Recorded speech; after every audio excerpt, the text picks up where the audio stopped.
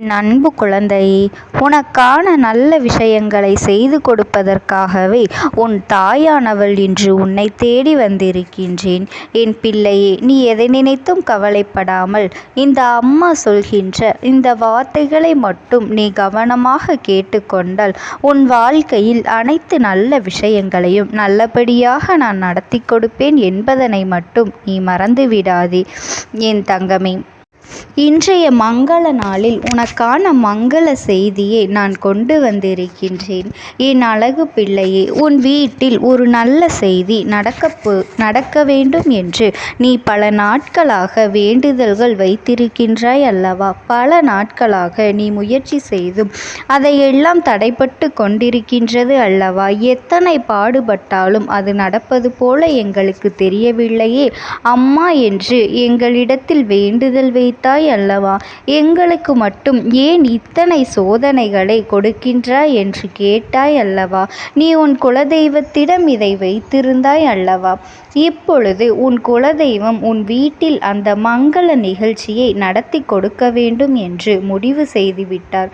நானும் அதே முடிவில்தான் இருந்திருக்கின்றேன். நாங்கள் இருவரும் சேர்ந்து உன் இல்லத்தில் நடக்கப் போகின்ற அந்த மங்கள நிகழ்ச்சியை அதற்கான ஆசிகளையும் வழங்குவதற்காக வந்திருக்கின்றேன் என் தங்க பிள்ளையே. இந்த விஷயத்திற்காக நீ பலமுறை என்னிடத்தில் வேண்டுதல் வைத்திருந்தாய். ஆனால் அது நடக்கவில்லை என நீயும் மனம் நொந்து போய்விட்டாய் என் பிள்ளையே. ஒரு வீட்டில் சுபகாரியம் நடக்கின்றது என்றால் அதில் பலவிதமான பிரச்சனைகளும் தடைகளும் வந்து சேரும் அல்லவா என் தங்கமே?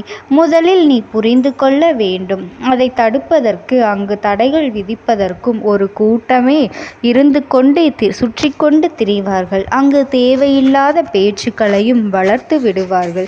அப்படிப்பட்ட தேவையில்லாத பேச்சுக்களினால் சண்டை சச்சரவுகளும் ஒருவருக்கொருவர் அடித்து கொள்வார்கள் என் அன்பு பிள்ளையே. அதுபோலத்தான் உன் வீட்டில் நடக்க இருக்கும் சுப நிகழ்ச்சி சில நபர்கள் செய்த பிரச்சனைகளால் நடந்துவிட்டது. அவர்கள் திடீரென்று பிரச்சனைகளை செய்யப்போவதில்லை என்பதனை புரிந்து கொள். ஏற்கனவே பிரச்சனைகளை செய்ய வேண்டும் என முடிவெடுத்து விட்டார்கள் என் தங்கமி. நீ அப்பொழுது இருக்க வேண்டிய பிரச்சனை பொழுதே உனக்கு இது நடந்திருக்கும். இந்த பிரச்சனைகள் தான் உன்னை குழப்பிக்கொண்டு இருக்குமே தவிர இந்த மங்கள சுப செயலில் உன்னால் முழுமையாக எதையுமே ஒரு விஷயத்தை செய்ய முடியாமல் போயிருக்கும். நீ எந்த ஒரு பக்கம் தவித்து கொண்டிருந்திருப்பாய். இதுதான் அன்று நடந்திருக்கும். அந்த நிலையிலிருந்து உன்னை மீட்டெடுத்து உன்னை அந்த நிகழ்ச்சியில் நல்லதொரு பங்கினை தர வேண்டும் என்பதற்காகத்தான் நாங்கள் அந்த செயலை இவ்வளவு தாமதம் ஆக்கினோம் என்பதனை நீ உணர்ந்து கொள்ள வேண்டும் என் பிள்ளையே. உனக்கு அதை பற்றி ஏற்கனவே உன் அம்மா நான் சொல்லியிருப்பேன். அதை பற்றி அதை நடத்தி தரவில்லை என்பதற்காக நீ வருத்தப்பட்டாயே தவிர அது ஏன் நடக்கவில்லை, நடந்திருந்தால் என்னவாய் இருக்கும் என்று என் குழந்தையே உனக்கு தெரியாது அல்லவா? உன் அம்மா நான் உனக்காக நல்லதைத்தான் செய்து கொடுப்பேன் என்பதனை நீ மறந்து விடாதே. எங்களுக்கு நன்றாக தெரியும். எதையும் எல்லாவற்றையும் உனக்கு யோசித்து விட்டுதான் சரியான நேரத்தில் நடத்தி தருவேன் என்பதனை நீ நினைவில் வைத்துக்கொள் என் தங்க பிள்ளையே. இப்பொழுது அந்த பிரச்சனைகள் எல்லாம் ஓரளவுக்கு சரி செய்து விட்ட பிறகுதான் உனக்கு இந்த முடிவினை நாங்கள் செய்து தருகின்றோம். நல்ல முடிவினை உனக்கு தரும் பொழுது நீ அதனை பெற்றுக்கொள்ள ஒரு நாளும் தாமதிக்க கூடாது. அந்த நிகழ்ச்சியை நடத்துவதற்கு எல்லா ஏற்பாடுகளையும் செய்துவிடு. நிச்சயமாக எல்லா விஷயங்களும் உன் கைகூடி வரும் நேரமும் உன் இல்லத்தில் எல்லோரும் சந்தோஷமாக இருக்கும் நேரமும் வந்துவிட்டது. நிச்சயமாக இந்த நிகழ்ச்சி உன் குடும்பத்தில் இருக்கும் பல பிரிவினைகளை சேர்த்து வைக்கும் என்பதில் எந்த ஒரு மாற்று கருத்தும் கிடையாது. குடும்பத்தில் ஒற்றுமை அதிகரிக்கப் போகின்றது. யாரிடமாவது உனக்கு மனக்கஷ்டங்கள் இருந்தால் அதையெல்லாம் மறந்துவிட்டு நிச்சயமாக இந்த சந்தோஷத்தை நீ அவர்களுடன் பகிர்ந்து கொள்ள வேண்டும். இன்று பார்ப்பவர்களை நாளை பார்க்க முடியாது. நிச்சயமாக சுப நிகழ்ச்சிகள் வீட்டில் நடக்கும் பொழுது யாரையும் நம்பி ஒருபொழுதும் ஒதுங்கி வைக்கக்கூடாது. உன் மனதில் இருக்கின்ற எல்லா காயங்களையும் எல்லா வன்மங்களையும் மறந்து நிச்சயமாக அவர்களையும் இந்த நிகழ்ச்சியில் கலந்து கொள்ள செய்ய வேண்டும். உன்னுடைய பெண் குலதெய்வம் உன்னுடைய குடும்ப ஒற்றுமை இல்லாததை கண்டு மிகவும் மனம் வருந்தி இருக்கின்றார்கள் என் தங்க பிள்ளையே. அதற்காகவும் தான் நான் இப்பொழுது உன்னிடத்திலே பேசிக்கொண்டிருக்கின்றேன். நிச்சயமாக குடும்பத்தில் ஒற்றுமை இருந்தால் மட்டும்தான் உன்னுடைய குலதெய்வம் மனமகிழ்ச்சி அடைவார்கள். எல்லோரும் அங்கொன்றும் இங்கொன்றுமாக பிரிந்து கொண்டு இருந்தால் யார் வந்து உங்கள் குலதெய்வத்தினை பார்ப்பது? நீங்கள் குடும்பத்தோடு ஒற்றுமையாக வந்து வணங்கினால்தான் அவர்களுடைய மனம் குளிரும். நீ செய்கின்ற ஒவ்வொரு விஷயங்களிலும் இனி நீ கவனமாக இருக்க வேண்டும். நீ செய்கின்ற காரியங்களில் இனி நீ கவனமாக இருந்து இந்த சுப நிகழ்ச்சிகளை நீ யாருக்கும் மன வருத்தம் இல்லாதபடிக்கு செய்து முடிக்க வேண்டும். வீட்டில் சுப நிகழ்ச்சிகள் நடப்பது சாதாரண விஷயம் அல்ல. மங்கள நிகழ்ச்சிகள் வீட்டில் நடக்கும் பொழுது எத்தனையோ தடங்கல்கள் வரலாம், எத்தனையோ சோதனைகள் உனக்கு வரலாம். அத்தனையையும் தாண்டி நீ அதையெல்லாம் நல்லபடியாக நடத்தி முடிப்பது என்பது உன்னுடைய திறமை. அதை நீ நிரூபித்து காட்ட வேண்டியது உன்னுடைய கடமை. எந்த காரியத்தில் இறங்கி இருக்கின்றாயோ நிச்சயம் அவர்களால் தான் உனக்கு இப்பொழுது உதவிகள் கிடைக்கப் போகின்றது. உன் வீட்டில் நல்ல காரியத்தை நல்லபடியாக கொடுக்க போகின்றார்கள்.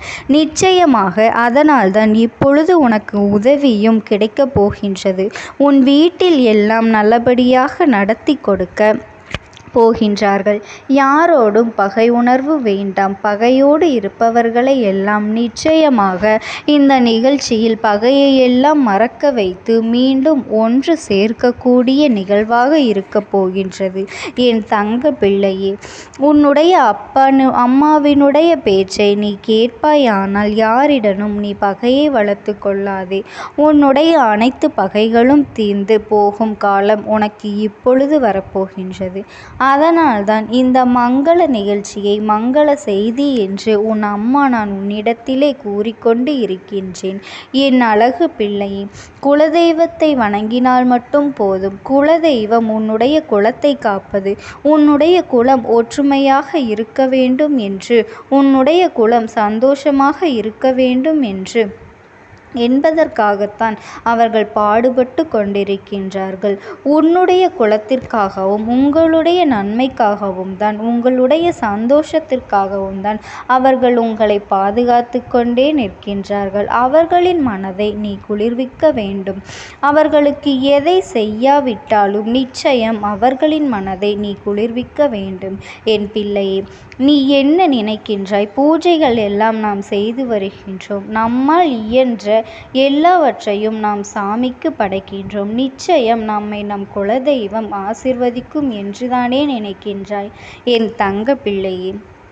நிச்சயம் அது அப்படியல்ல. நீ வளைக்கின்ற நெய்வேத்தியங்களும் நீ செய்கின்ற செலவுகளுமே உன்னுடைய பணமோ எப்பொழுதும் உன் குலதெய்வத்தினிடமிருந்து அன்பை அது வாங்கி தர முடியாது. உண்மையில் உண்மையான அன்பு என்னவென்றால், உன் மனதில் தீய எண்ணங்கள் இல்லாமல் மற்றவர்களுக்கு நல்லது செய்ய இயலாவிட்டாலும் கெடுதல் செய்யாமல் இருப்பதும், உன்னுடைய மனசாட்சிக்கு நீ அடிபணிந்து வாழ்வதும் தான் உன்னுடைய குலதெய்வத்தின் அன்பினை உனக்கு முழுமையாக பெற்று கொடுக்கும் என்பதனை நீ நினைவில் வைத்துக்கொள். குலதெய்வங்கள் எப்பொழுதுமே தன்னுடைய பிள்ளைகளிடம் எதையும் எதிர்பார்த்து நிற்பது கிடையாது. என்னுடைய குழந்தைகள் என்னிடத்தில் எப்படி இருக்கின்றார்கள்? என்னிடம் மனசாட்சிக்கு பயந்து உண்மையாகவும் நேர்மையாகவும் இருக்கின்றார்கள், செயல்களை செய்கின்றார்கள் என்பதை மட்டும் பார்ப்பார்களே தவிர உன்னிடம் என்ன இருக்கின்றது, நீ அவர்களுக்கு என்ன செய்கின்றாய் என்பதையெல்லாம் அவர்கள் கவனித்து கொண்டெல்லாம் இருக்க மாட்டார்கள். எப்பொழுதும் நெற்றியில் விபூதி இடுவதும் தெய்வத்தின் நாமத்தை சொல்லிக்கொண்டு இருப்பதும் இது போன்ற காரியங்களை செய்வதும் பிறர் பார்க்கும்படி நன்கொடைகளை வழங்குவதும் நீ உன் தெய்வத்தின் மீது கொண்டிருக்கும் அன்பு உண்மையும் நேர்மையும் உன் குலதெய்வத்திற்கு பயந்து நீ எந்த அளவிற்கு நன்மைகளை செய்கின்றாயோ அது நிச்சயமாக உன் குலதெய்வத்தின் அன்பை முழுமையாக பெற்று கொடுப்பதாகும். எப்பொழுதும் நெற்றியில் விபூதி இடுவதும் நாமத்தை சொல்லிக்கொண்டு இருப்பதும் இது போன்ற பிற காரியங்களை செய்வதும் மற்றவர்கள் பார்க்கும்படி இருப்பதும் நன்கொடைகளை வழங்குவதும் உன் தெய்வத்தின் மீது கொண்டிருக்கும் அன்பாகாது என்பதனை நீ புரிந்து கொள். என் தங்க பிள்ளையே, நீ எதற்காகவும் கவலைப்படாதே. இந்த அம்மாவினுடைய அன்பும் ஆசீர்வாதங்களும் உனக்கு எப்பொழுதுமே முழுமையாக கிடைத்து கொண்டே இருக்கும். ஓம் சக்தி. ஓம் ஆதிபரா சக்தி.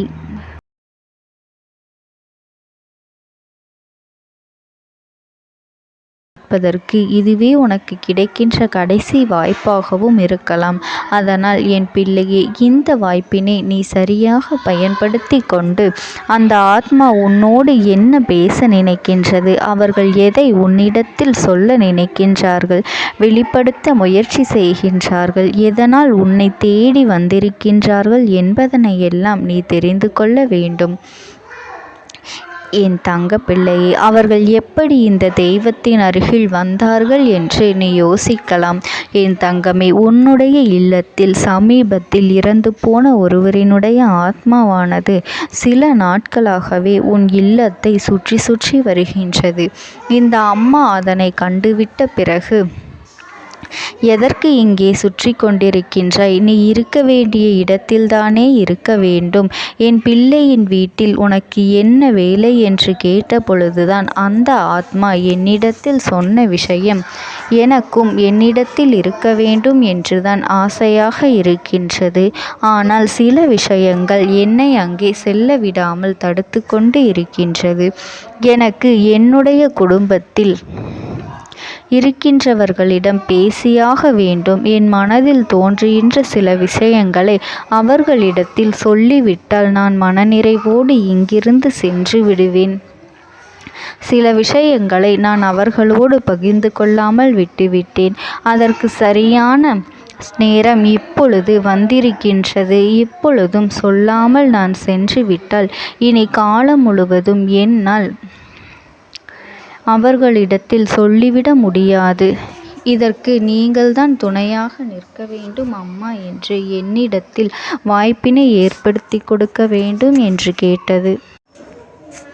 என் தங்க குழந்தையே, இப்படி இருக்கும் பொழுது அவர்களிடத்தில் சொல்லிவிட முடியாது. அந்த வாய்ப்பினை ஏற்படுத்தி கொடுத்து என் வீட்டில் உள்ளவர்களிடம் பேச வைக்க வேண்டும் என்று என்னிடத்தில் கோரிக்கை வைத்தது. என் தங்கமே, இப்படி மனதிலே எந்த கெட்ட எண்ணங்களும் இல்லாமல் உன் குடும்பத்திற்காக பேச வேண்டும் என்று கேட்ட ஆத்மாவிற்கு நான் அந்த வாய்ப்பு வழங்குவது தானே முறையாக இருக்கும். அதனால் இந்த அம்மா அந்த ஆத்மாவிற்கு அந்த வாய்ப்பினை கொடுக்க முடிவுகள் செய்து இப்பொழுது உன்னோடு பேசுவதற்காக வரவழைத்திருக்கின்றேன். என் பிள்ளையே, அந்த ஆத்மாவானது உன்னிடத்திலே என்ன பேசுகின்றார்கள் என்பதனை நான் என் மூலமாக உன்னிடத்தில் பேசி சொல்கின்றேன். இந்த அம்மாவிடத்திலிருந்து தான் அவர்கள் மனதில் பேச நினைப்பதை எல்லாம் பேச முடியும்.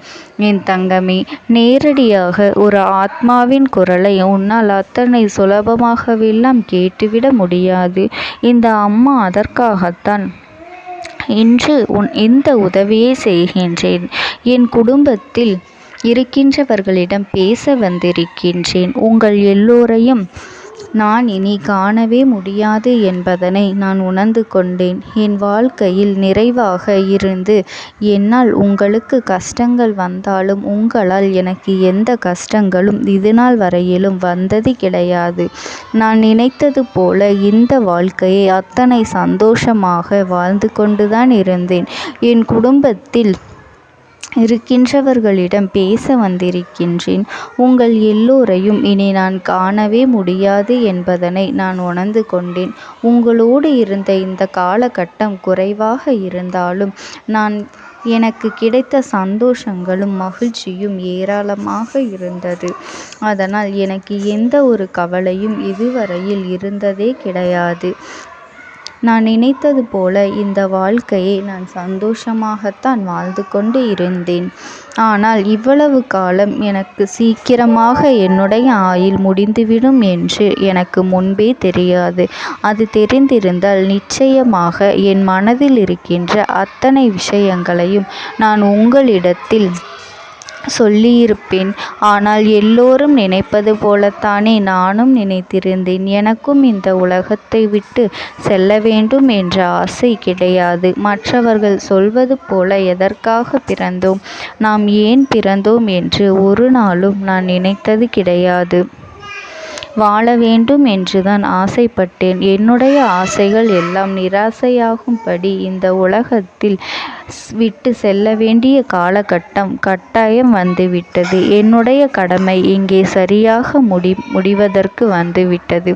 இன்று நான் உங்களோடு பேச வந்ததற்கு முக்கியமான காரணம், சில விஷயங்களை எல்லாம் உங்களோடு சொல்லாமல் விட்டுவிட்டேன். எப்படி நடக்கும் என்று தெரியாமல் நான் சில விஷயங்களை செய்தும் முடித்துவிட்டேன். அதற்காக உங்களிடத்தில் நான் மன்னிப்பு கேட்டுக்கொள்கின்றேன்.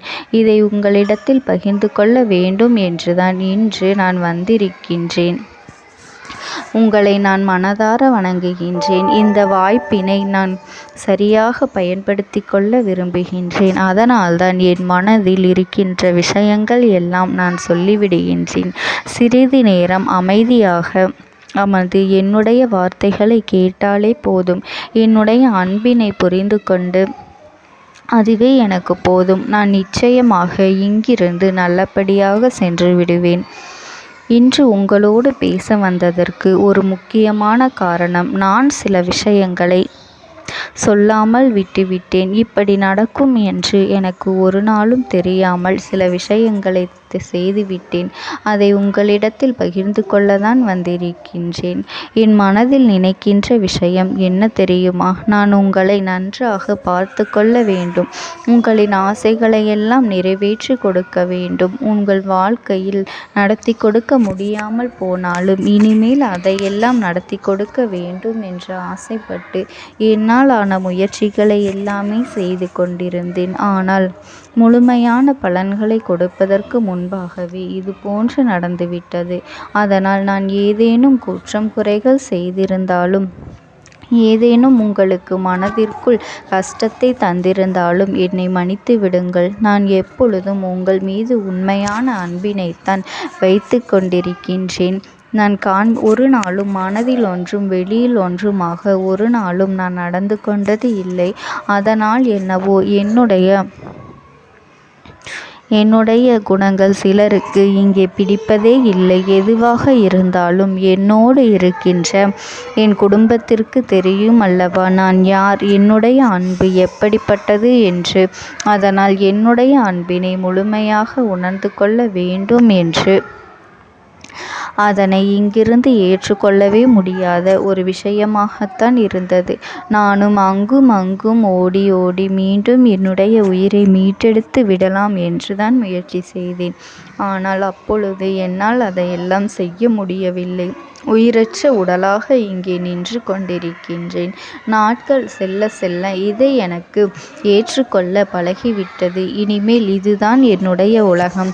மீண்டும் அங்கே செல்ல முடியாது என்பதனை நான் புரிந்து கொண்டேன். செல்ல முடியாவிட்டாலும் ஆத்மா என்று ஆன பிறகு என்னுடைய உலகத்தில் இருந்தால்தான் எனக்கு சந்தோஷம். மீண்டும் மனித வாழ்க்கைக்குள் என்னால் நுழைந்துவிட முடியாது. எனக்காக இத்தனை காலமும் அன்போடு பழகி எனக்கு எல்லாம் செய்த உங்களுக்கு நான் சொல்கின்ற விஷயம் ஒன்றுதான். நடந்தது எல்லாம் நடந்துவிட்டது. நடந்த விதையை யாராலும் இனி மாற்ற முடியாது. இனி நான் உங்களோடு இருக்க வேண்டும் என்று நினைத்தால் கூட அது நடக்காது.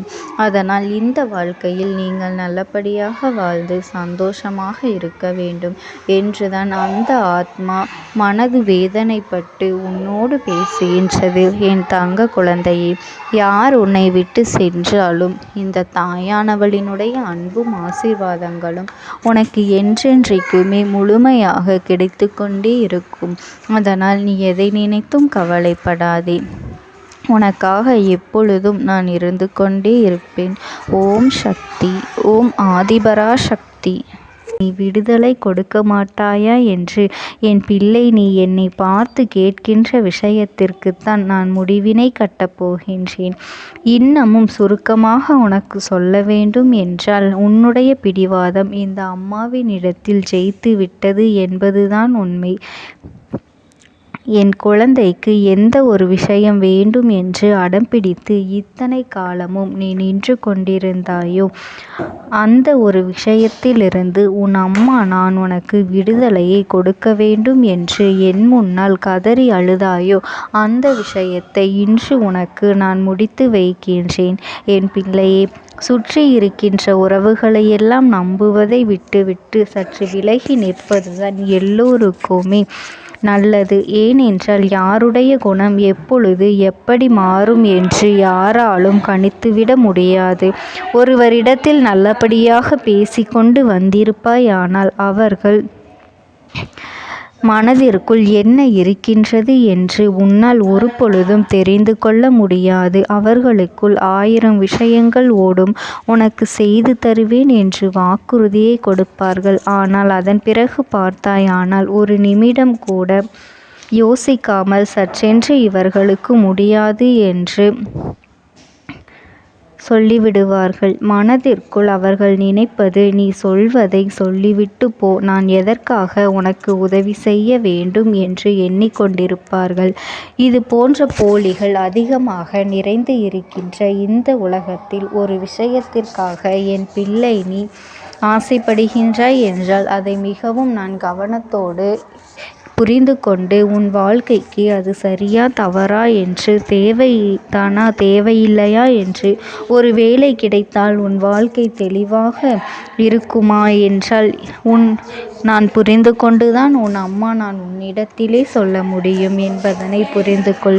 உனக்கு எத்தனை கால தாமதங்கள் ஆகியது என்பதனை அதனை புரிந்து கொள்ள அதை உன்னிடத்தில் ஒப்படைக்க வந்ததற்கு காரணம், பல அதிசக்தி வாய்ந்த பூஜைகளாலும் தெய்வங்களை நீ தொடர்ந்து வணங்கி கொண்டிருப்பதாலும் மட்டும்தான் உன் வேண்டுதல்கள் உச்சத்தை தொட்டுவிட்டது. தெய்வத்தின் மனதை நீ தொட்டுவிட்டாய். இனிமேல் உன்னிடத்திலிருந்து தெய்வத்தினால் தப்பிக்க முடியாது. நிச்சயமாக இனிமேல் இதனை நீ கொடுத்துதான் ஆக வேண்டும். எந்த எல்லைக்கும் செல்வதற்கு தயாராகிவிட்டாய். கடவுளுக்கு என்னென்ன செய்ய வேண்டுமோ அதையெல்லாம் என் பிள்ளை மனதார செய்து விட்டாய். உன்னுடைய அன்பிற்கு இந்த அம்மா நான் 5வது நாள் உன் வாழ்க்கையில் மிகப்பெரிய பிரச்சனையை தீர்த்து கொடுக்கின்றேன். அம்மாவினை நம்பினால் உனக்கு சத்தியம். என்னை நீ நம்பவில்லை என்றால் இந்த அம்மாவினால் நிச்சயமாக எந்த விஷயத்திலும் இதற்கு பொறுப்பாக முடியாது.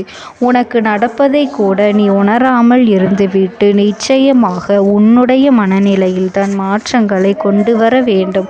இதனை புரிந்து கொள். ஒரு முறை அல்ல, பல முறை இதை நான் சொல்லியிருக்கின்றேன். வாழ்க்கையில் தெய்வத்தினுடைய சக்தி வந்துவிட்டது என்றால் உனக்கு பல நல்ல விஷயங்கள் செய்வதற்கு முயற்சிகளையும் செய்து கொடுத்தது.